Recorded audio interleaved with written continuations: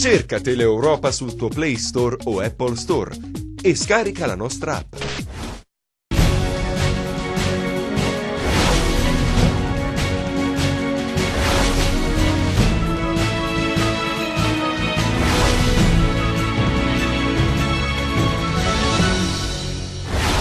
Arrestati i presunti autori dell'omicidio di Stefano Piperno, il giovane di 34 anni ucciso e bruciato a Nicotera il 30 giugno scorso. Il commissario Massimo Scura rimuove il direttore generale dell'ASP di Reggio Calabria, Brancati, ma lo chiama a ricoprire un nuovo ruolo all'interno della stessa azienda. Riunione nella prefettura di Cosenza del Comitato per l'Ordine e la Sicurezza Pubblica incentrato sulla lotta al fenomeno dello spaccio di sostanze stupefacenti nelle scuole cosentine. Decise misure di contrasto. Giornata funestata dagli incidenti in Calabria. A Crotone un 50enne perde la vita finendo con l'auto in un burrone. A Falerna un uomo è stato investito da un furgone. Cittadini in piazza a Gioia Tauro per chiedere la messa in sicurezza del torrente Budello. Su Cosenza Verona nessuna decisione del giudice, che si è riservato di decidere dopo aver esaminato i ricorsi che verranno presentati dalle due squadre. Buonasera dalla redazione di Teleeuropa Network e ben ritrovati a questa nuova edizione in diretta del nostro telegiornale. In apertura parliamo di cronaca perché padre e figlio sono finiti in manette a Nicotera, sono ritenuti responsabili dell'omicidio di Stefano Piperno, il 34enne ritrovato carbonizzato il 20 giugno scorso. Il movente del delitto sarebbe stato un debito di droga. Vediamo.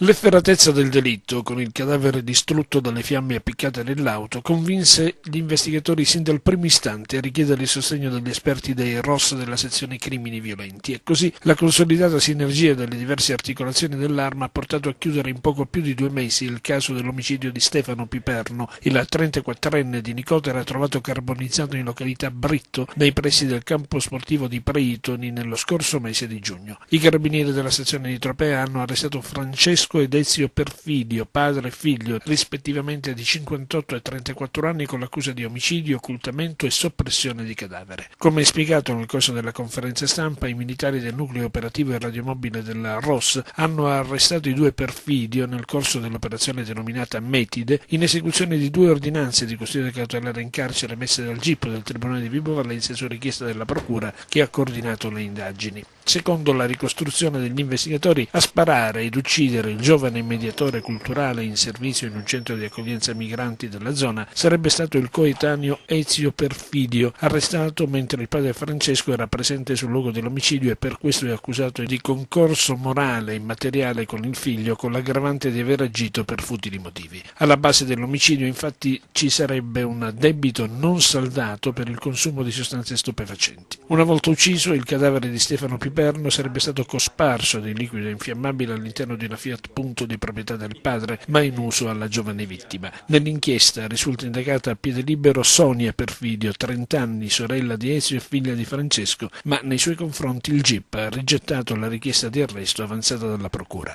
Quello che si è posto l'accento è appunto l'efferatezza con cui è stato non solo condotto il delitto in sé, ma soprattutto quelle che sono state le modalità con cui i colpevoli hanno tentato di occultare e poi hanno distrutto il cadavere con l'incendio dell'autovettura con all'interno il corpo di Piperno. Questa famiglia ha un traffico di droga che è stato anche certificato dalle attività tecniche, tant'è che è stato contestato a uno dei 2 arrestati proprio delle condotte attive di cessione di stupefacente, però noi allo Stato non abbiamo elementi per poter dire che appartengono a un contesto di criminalità organizzata.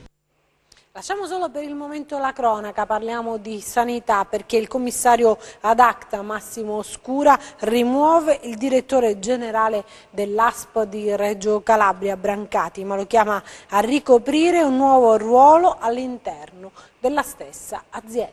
Sentiamo. E bagar politica dopo l'ultima decisione in ordine di tempo del commissario Scura, che ha commissariato l'ASP di Reggio Calabria rimuovendo il DG Brancati dalla direzione, riservandogli però un posto in cabina di regia. Scura ha infatti firmato il decreto con cui assume per 6 mesi la direzione dell'azienda provinciale e contestualmente sospende le funzioni del direttore generale Giacomino Brancati, che però non esce di scena visto che nello stesso decreto Scura gli affida le funzioni di coordinatore delle attività sanitarie e sociosanitarie territoriali.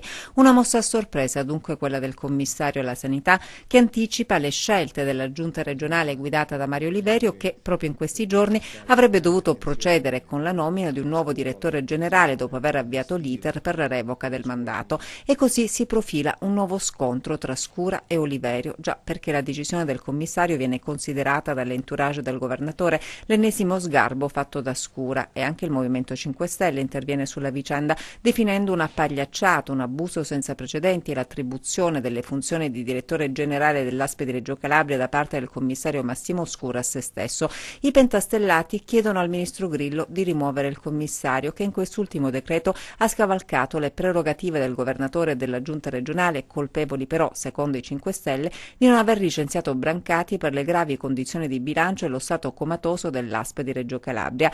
Il decreto 166 con cui viene commissariata l'ASP 5 però non è stato ancora pubblicato sul bollettino ufficiale della Regione Calabria, passaggio questo propedeutico all'effettiva efficacia della disposizione. L'aggiunto Oliverio potrebbe dunque avere ancora margini di manovra per dichiarare nullo l'atto di Scura e procedere con la rimozione di Brancati e la nomina di un manager di piena fiducia, una vicenda tutt'altro che conclusa.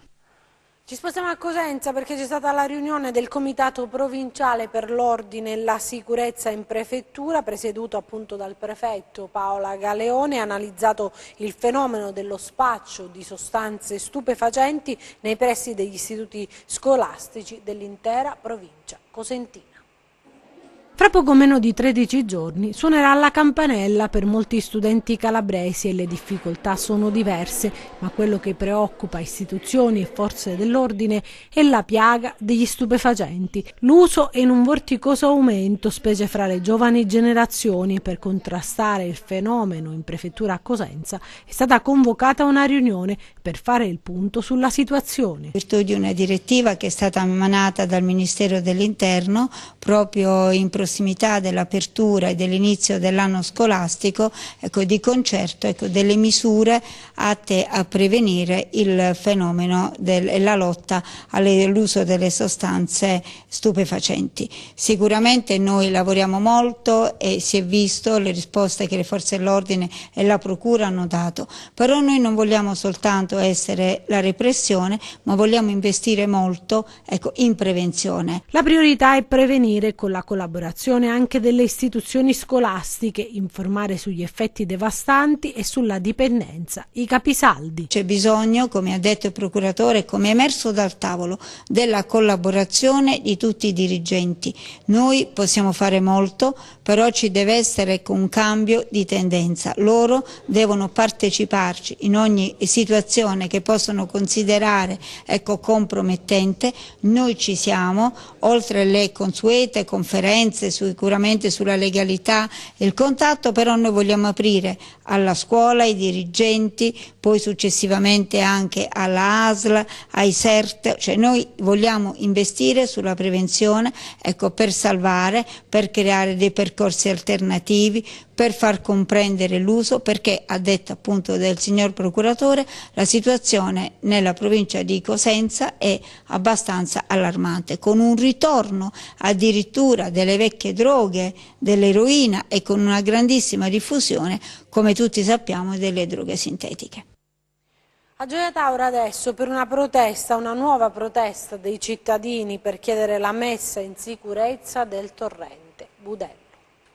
Un sit-in organizzato dai residenti del rione Fiume a Gioia Tauro per protestare contro l'inerzia delle istituzioni per la messa in sicurezza del corso d'acqua del torrente Budello. I cittadini chiederanno alle istituzioni un intervento immediato sulla pulizia dell'alveo, un sopralluogo del prefetto di Reggio Calabria per fargli capire in prima persona le condizioni in cui versa l'intera zona e la richiesta fatta alla Regione Calabria, che ha la competenza per i corsi d'acqua, di eseguire un intervento urgente e risolutivo su tutta la vasta fluviale del Budello. Si ricorda che nel novembre del 2010 il fiume, dopo forti piogge, tracimò causando danni ingenti alla popolazione e alle strutture dei residenti del quartiere. Da allora gli interventi promessi sono arrivati a singhiozzo e non sono stati mai risolutivi. A ridosso delle piogge autunnali che arriveranno copiose, i residenti del quartiere sono preoccupati per paura che si verifichi una nuova esondazione del torrente e da loro arriva una richiesta d'aiuto. A questo proposito sono tante le associazioni che hanno aderito all'appello lanciato dagli abitanti del rione, a cominciare dal Comitato 7 agosto di San Ferdinando, dal Movimento Politico Culturale Il Sud che Sogna e dall'Osservatorio Ambientale Iride. Nei giorni scorsi proprio questa associazione ha contattato il responsabile della Protezione Civile regionale Carlo Tansi per un intervento immediato sull'area. La risposta è arrivata in modo immediato, visto che alcuni tecnici di Calabria Verde hanno effettuato alcune verifiche sul luogo. Pare che l'azienda forestale regionale abbia richiesto che interverrà solo dopo che il comune avrà eliminato alcune barriere che impediscono l'ingresso dei mezzi necessari per effettuare la pulizia del fiume. Ora vi mostriamo alcune foto che riguardano proprio un sequestro da parte dei carabinieri forestali di Rossano, che nel corso di un controllo del territorio hanno accertato che nelle strutture e nelle pertinenze dell'ex mattatoio comunale di Cariati, che era ormai in disuso, c'era la presenza di uno stoccaggio di rifiuti indifferenziati, alcuni posti sul suolo, in altri in un container, una vera e propria discarica abusiva con circa 40 cassonetti fatiscenti con accumuli di rifiuti di vario genere. I carabinieri hanno rilevato anche la presenza di un'ampia e densa macchia di percolato in prossimità della quale avveniva la combustione illecita dei rifiuti. Dalle indagini è emerso che l'area sequestrata è nelle disponibilità dell'impresa proprietaria del container, aggiudicataria del servizio di raccolta e trasporto dei rifiuti nel comune di Cariati, e della ditta affidataria della pulizia della spiaggia e dell'arenile dello stesso comune. Sono stati denunciati in stato di libertà le imprese coinvolte e anche il sindaco di Cariati in quanto titolare giuridico e di fatto dell'area dell'ex mattatoio comunale. Adesso vediamo i nostri 100 secondi di cronaca. Ha perso il controllo dell'auto finendo fuori strada. È morto così un uomo di 31 anni di Crotone. L'incidente si è verificato la notte scorsa lungo la statale 106 Ionico in località Passovecchio. L'uomo, sposato e padre di 3 bambini, si stava recando al lavoro. Sul luogo degli incidenti i sanitari del 118, la polizia stradale e i vigili del fuoco che hanno recuperato la vettura con una gru. Ha aperto la portiera di una volante della polizia ferma ad un semaforo e ha cercato di spruzzare con una siringa del sangue sugli agenti. Subito dopo è salito sul cofano e poi sul tetto dell'auto. È successo a Crotone. Un 45enne tossicodipendente è stato arrestato dai poliziotti per resistenza aggravata, lesioni e danneggiamento. Indagini in corso dopo il ritrovamento del cadavere di un uomo rinvenuto al largo della costa vibonese tra Ioppole e Nicotera. La Procura della Repubblica di Vibo ha disposto l'autopsia. Dai primi accertamenti sull'identità dell'uomo è emerso che dovrebbe trattarsi di un marinaio ucraino imbarcato su una nave portacontainer battente bandiera liberiana proveniente dalla Croazia e approdata il 1 settembre a Gioia Tauro. Domenica sera il 50enne sarebbe uscito con un collega senza però fare ritorno nell'imbarcazione. Dopo aver trascorso qualche ora in giro bevendo, avrebbe poi fatto un bagno sulla spiaggia di San Ferdinando, dove sono stati ritrovati i suoi indumenti. Latitante da oltre un anno è stata arrestata mentre stava rubando in un'abitazione, è caduta a Bianco nel Reggino. I carabinieri, allertati da una chiamata al 112 che segnalava un probabile furto in un'abitazione sul lungomare di Bianco, hanno rintracciato la donna nelle vicinanze mentre cercava di far perdere le proprie tracce. Fermata dai militari, ha cercato di sfuggire al controllo esibendo documenti falsi. Un uomo è stato investito e ucciso da un furgone mentre a piedi attraversava la statale 18. L'incidente è avvenuto attorno a mezzogiorno a Falerno, indagini in corso da parte della polizia. Ancora una notizia che riguarda proprio la tragedia del Raganello, perché 3 ispettori del Ministero dell'Ambiente hanno effettuato una verifica amministrativa a Rotonda nella sede del Parco Nazionale del Pollino ed un sopralluogo nella parte accessibile delle gole del Raganello a Civita, dove il 20 agosto scorso a causa della piena del torrente sono morti 9 escursionisti ed una guida. La visita degli ispettori ministeriali rientra nelle indagini disposte dal Ministero dell'Ambiente per accertare cause e modalità di quanto è accaduto. Ora torniamo a parlare di sbarchi, perché è l'ultimo in ordine di tempo nel pomeriggio a Bovalino. Vediamo. È qui in questa struttura comunale a Bovalino che sono stati trasferiti per le prime cure i circa 10 immigrati sbarcati nel primo pomeriggio sul litorale ionico reggino. I clandestini di varie nazionalità, tra cui 3 bambini dopo le prime cure, sono stati trasportati dalle forze dell'ordine giunte sul posto nel centro di prima accoglienza del comune di Bovalino, dove in queste ore verranno identificati. Sarebbero tutti in buono stato di salute secondo i primi accertamenti e l'amministrazione comunale ha provveduto insieme alle associazioni di volontariato del territorio a fornire loro i viveri e alcuni beni di prima necessità. Donne e bambini che cercano di fuggire dagli orrori dei conflitti con la speranza di trovare una terra promessa dove ricominciare a vivere. Sul posto le forze dell'ordine del territorio che nelle prossime ore ascolteranno gli immigrati per capire come e chi li ha trasportati sulle coste italiane ed individuare eventuali responsabilità e scafisti. Adesso a Rizziconi, dove si voterà il prossimo 21 ottobre, per la prima volta una donna si candida alla carica di primo cittadino. Dopo l'ufficiosità di questi giorni, ieri è arrivata l'ufficialità a Rizziconi, comune della Piana di Gioia Tauro, sciolto ripetutamente nel corso degli anni per condizionamento mafioso, l'ultima volta 2 anni fa, e che andrà al voto nel turno straordinario elettorale voluto dal Viminale il prossimo 21 ottobre, il primo candidato a farsi strada è una donna, Antonella Anastasi. Dopo 24 mesi di gestione commissariale prefettizia, la cittadina dovrà scegliere presumibilmente tra 2 candidati, la Anastasi dunque e Alessandro Giovinazzo, ex presidente del Consiglio Comunale. La Anastasi sarà la prima donna della storia del comune pianigiano a concorrere per lo scranno più alto di Palazzo San Teodoro. La Anastasi, che lo scorso anno aveva aderito a Fratelli d'Italia, ha dichiarato che per Rizziconi è arrivato il momento della svolta, ma ci tiene a sottolineare che si tratta di una grandissima responsabilità e che guiderà una lista civica in un momento così delicato per il paese. L'impresa per chiunque sarà sindaco è difficilissima. Un comune che negli ultimi anni ha avuto più scioglimenti che continuità amministrativa. I tentacoli dei clan che fanno il buono e il cattivo tempo nella cittadina sono ancora forti. Sarà compito della nuova amministrazione creare un solco, uno spartiacque tra la zona grigia che ha imperversato nel comune pianigiano fino a qualche giorno fa e la prassi di una buona politica, gettando le basi per una vera discontinuità politica amministrativa, spezzando questo monolite del malaffare. Inaugurata la nuova sede del soccorso alpino e speleologico della Calabria della Sila, il taglio del nastro a Camigliatello Silano. A Camigliatello Silano inaugurata la nuova sede del soccorso alpino e speleologico della Calabria. Dopo le sedi di Lorica e Catanzaro, dunque, un'altra importante struttura fissa fungerà da base per soccorso e punto operativo per un'ampia parte del territorio della Sila Grande. La sede è stata donata dall'amministrazione provinciale di Cosenza guidata da Franco Iacucci, una stazione importante con tante professionalità, dai cinofili ai maestri di sci fino ai tecnici. Mancava una stazione del soccorso alpino su Camigliatello Silano, che sappiamo benissimo che è una realtà importante del centro-sud Italia. È una stazione che è una neonata, è vero, ma che all'interno ha già tante persone di esperienza, anche dal punto di vista per esempio della sanità, dal punto di vista sanitario abbiamo ragazzi che hanno già una grandissima esperienza in questo campo, quindi sicuramente una stazione completa che può sicuramente dare un grande aiuto a questo territorio che peraltro è enorme. La presenza della stazione di soccorso alpino contribuirà dunque a rendere più sicure le escursioni sull'altopiano silano. Tra aspiranti ed effettivi siamo in 17 qua sulla stazione di Camigliatello.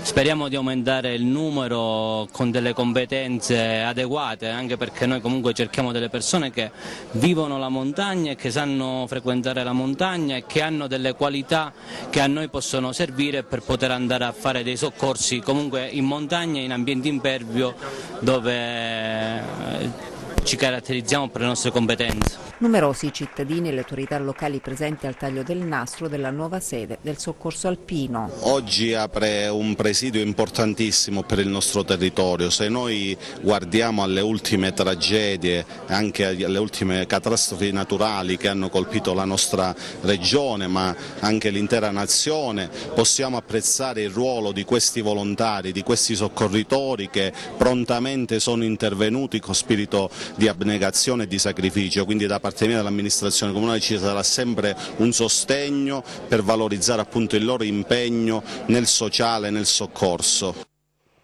Parliamo adesso di sport, in particolare di calcio. Torniamo sulla gara Cosenza-Verona, perché dal giudice sportivo non è stata presa nessuna decisione, che si è riservato di pronunciarsi dopo aver esaminato i ricorsi che verranno presentati dalle due squadre. Sentiamo Gianluca Pasqua.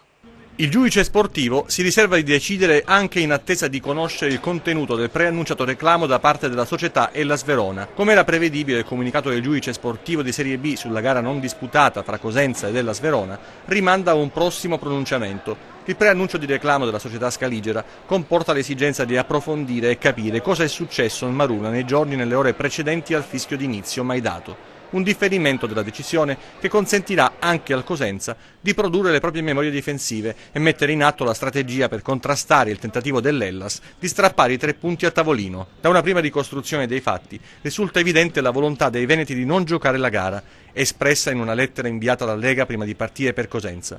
A differenza della Salernitana, chiamata a giocare in condizioni simili la partita con il Lecce di domenica sera, l'Hellas, sulla base di foto, notizie provenienti dalla Calabria, aveva già valutato la tenuta del prato del Marulla, nonostante i lavori procedessero a buon ritmo sotto il controllo del delegato di Lega, Longhi, e la supervisione dell'esperto agronomo Castelli. Una valutazione virtuale, un pregiudizio o il primo atto di un piano ben orchestrato? L'atteggiamento tenuto dai dirigenti e calciatori scaligeri sul campo ha chiarito una volta per tutte qual era l'obiettivo degli ospiti: mettere l'arbitro Piscopo con le spalle al muro, addossandogli la responsabilità di decidere se far giocare o meno, con il rischio che in caso di infortuni subiti da calciatori gialloblu sarebbe stato chiamato in causa. Obiettivo raggiunto. Nel frattempo 10.000 persone rimanevano in attesa della fumata, bianca o nera. L'ingresso allo stadio, previsto per le 15:15, veniva ritardato, ritenendo probabilmente che la presenza del pubblico all'interno dell'impianto avrebbe creato una situazione di pericolo. Non avremo mai la controprova, ma forse il pericolo per l'incolumità pubblica è stato simile o addirittura superiore. Ci chiediamo anche cosa sarebbe successo se l'arbitro avesse sancito la praticabilità del campo. Sarebbero bastati i 45 minuti di ritardo canonici concessi dal previsto fischio d'inizio per far entrare tutta quella gente? Sicuramente no. L'ingresso tramite tornello è una procedura abbastanza lenta. Proprio per questo era stato previsto un lasso di tempo di quasi 3 ore. Sull'home page del sito della Lega la partita è considerata rinviata, una definizione che piace a quelli che vorrebbero che la gara si giocasse davvero in campo e non solo nelle aule dei tribunali. E sulla vicenda anche Padre Fedele, storico tifoso, torna e sentiamo proprio cosa dice ai nostri microfoni. Padre Fedele, sabato scorso lei era al San Vito Marulla, voleva assistere alla prima del Cosenza in Serie B contro il Verona, lo sappiamo, la partita non si è disputata per impraticabilità del campo, ma ci sono molte cose che secondo lei non vanno bene. Io sono una voce nel deserto, rispetto i miei colleghi giornalisti perché sono un giornalista, perché i tifosi non sono stati fatti entrare alle 3:15, perché? Questo è molto molto importante, perché l'arbitro ha deciso di non far giocare la partita. Guardate questa fotografia, c'è l'arbitro che sorride assieme ai calciatori, assieme al direttore sportivo che si è sporcato le scarpe, forse l'ha consumate perché tirava calci alle zolle. Perché? Mi sembrava questa fotografia che dovevano prendere accordi per una cena. Questo è molto molto grave. E poi un'altra cosa, noi abbiamo ricevuto dalla Lega l'autorizzazione a giocare. Perché non si è giocato? E perché a Lecce, con tutto ciò che il mando sportivo di Lecce era molto ma molto disastrato, come si vede dall'immagine, invece il campo del Cosenza era buono. Sono interrogativi che lasciano veramente la mano in bocca. Io credo e sono sicuro che la partita è stata stabilita altrove, quindi il Verona non doveva giocare per avere i 3 punti. Mi dispiace per il Verona, tu te ne devi prendere i punti sul campo sportivo e non prendere regali francescani. E poi un'ultimissima cosa, carissimi amici, io chiedo alle autorità competenti che la sconfitta venga addebitata al Verona Calcio. Noi abbiamo tutte le argomentazioni per dire che siamo stati defraudati per un'infamia sportiva unica nel mondo. Queste mie considerazioni sono indirizzate alle autorità sportive competenti, FIGC, Commissione disciplinare ed altro. E poi voglio aggiungere la mia benedizione. Io la mattina di sabato ho benedetto il campo sportivo e quando si benedice si dice cose buone, però si dice anche che le persone che utilizzano questo campo sportivo siano attrezzate a far sì che tutto proceda bene, altrimenti prende il sopravvento il demonio. E quindi la benedizione ha un valore duplice, sia per coloro che agiscono in buona fede e sia per coloro in negativo che agiscono in cattiva fede. Per cui io dico ai calciatori del Verona, al presidente, all'arbitro, se hanno agito in buona fede la benedizione cadrà benevola su loro e sulle loro famiglie, ma se sono in malafede, se c'è un se grandissimo, sono in malafede, allora attendetevi pesanti strali. Pace e bene a tutti. Anche l'associazione Cosenza nel Cuore ha inviato una diffida alle autorità competenti per i fatti di sabato in occasione proprio della partita Cosenza-Hellas Verona, con l'unico e preciso intento, fanno sapere, di raggiungere la conoscenza della verità su quanto accaduto al fine di tutelare la tifoseria intera, unico soggetto veramente e chiaramente leso da questa vicenda unitamente alla squadra. Dicono ancora l'associazione che si riserva di esperire azioni legali a tutela dei diritti dei propri associati e della tifoseria intera a causa di condotte e decisioni che hanno minato la dignità umana. Cambiamo argomento a Spezzano della Sila adesso per il primo memorial Fabrizio Caligiuri. Un anno fa la prematura scomparsa di Fabrizio Caligiuri, un ragazzo di 21 anni appena, stroncato da una malattia rara. A Spezzano della Sila la famiglia, gli amici e l'intera comunità hanno voluto ricordare il giovane con un memorial a lui dedicato. Nel corso della manifestazione anche un convegno su malattie rare e ricerca. Il convegno che abbiamo voluto fortemente insieme alla famiglia di Fabrizio si avvale della presenza di illustri colleghi, dottore Martino, genetista responsabile ASP delle malattie rare, e la dottoressa Vittoria Paletta, che è una pediatra di famiglia, così come lo sono io, che opera quotidianamente a fianco ai bambini ai quali viene diagnosticata una malattia che spesso non trova una cura nell'immediato. Quindi speriamo veramente nel futuro, sia per quanto attiene alla ricerca ma anche per quanto riguarda la rete di collaborazione che sicuramente andremo a creare tra operatori sanitari, amministratori sensibili alle problematiche delle persone che hanno veramente bisogno e associazioni. Una giornata dunque per ricordare Fabrizio, ma anche per sostenere la ricerca attraverso la Fondazione Telethon, una manifestazione fortemente voluta dagli amici del giovane. Il nostro scopo è di tenere vivo sempre il suo ricordo e di aiutare le altre associazioni che studiano queste malattie rare per debellare queste malattie e trovare delle cure. Appunto per questo oggi abbiamo invitato un'associazione e ci sono anche degli stand Telethon dove si possono dare contributi appunto per aiutare queste ricerche. A Cerisano adesso per la prima serata della 25esima edizione del Festival delle Serre.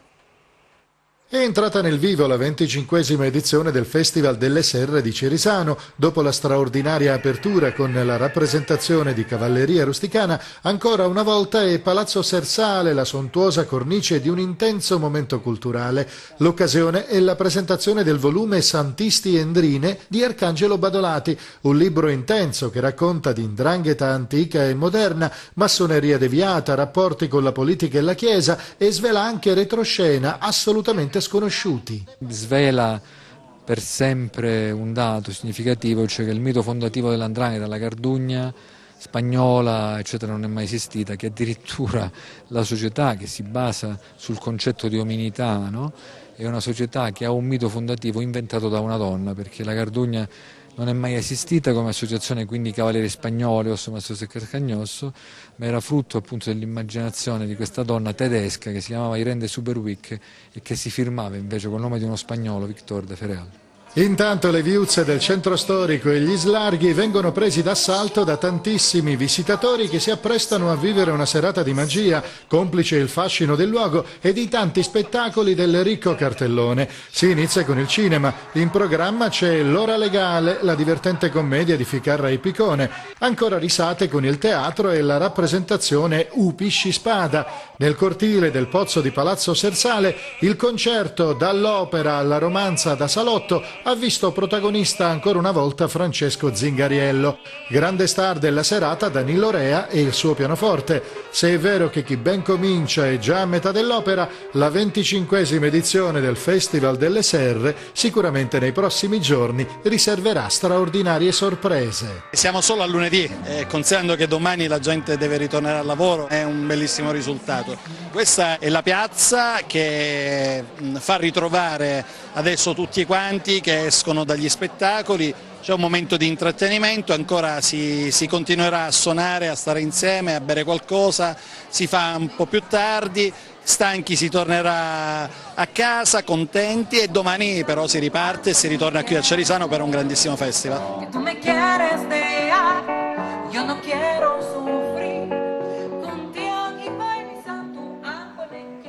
Adesso a Cosenza alla Camera di Commercio che ha istituito il premio giornalistico Terre di Calabria.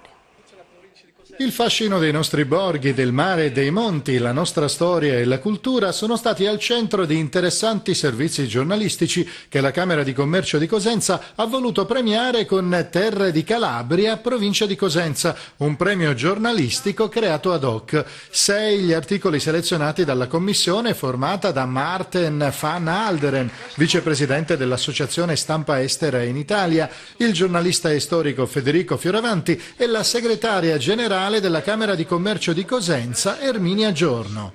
Abbiamo voluto organizzare questo premio internazionale giornalistico delle Terre di Calabria della provincia di Cosenza per far sì che si parla bene della nostra Calabria e ci siamo riusciti grazie anche al Presidente della Commissione e anche a Federico da Perugia, alla Giorno che erano nella Commissione. Abbiamo avuto un successo enorme, abbiamo avuto 11 che hanno parlato del nostro territorio all'estero, da cui stasera ne premiamo 6. Diversi gli argomenti trattati nei servizi e nei video, dal patrimonio artistico alla religione, dalle risorse ambientali a quelle storiche e culturali. L'idea di questo premio era naturalmente rilanciare questa provincia, mettere in rilievo questa provincia di Cosenza, che forse è ancora troppo sconosciuta. Penso che sia un'ottima idea da parte della Camera di Commercio di aver preso questa iniziativa, perché è un ottimo modo per far aprire gli occhi ai giornalisti e ai loro lettori. Adesso vediamo il meteo.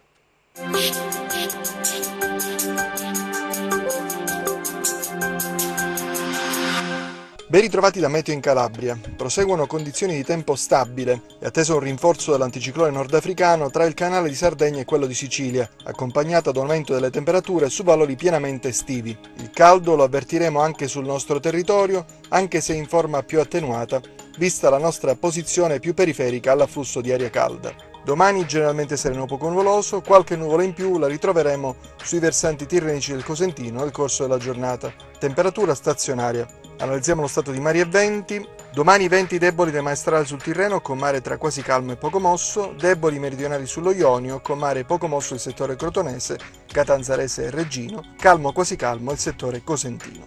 Prima di salutarci vi ricordo il nostro sito web www.meteoincalabria.it e la nostra pagina Facebook Meteo in Calabria.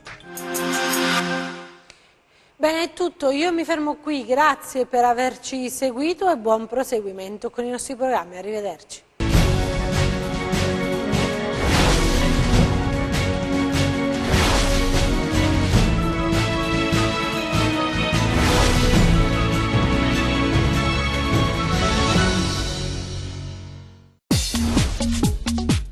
Cerca Teleeuropa sul tuo Play Store o Apple Store e scarica la nostra app.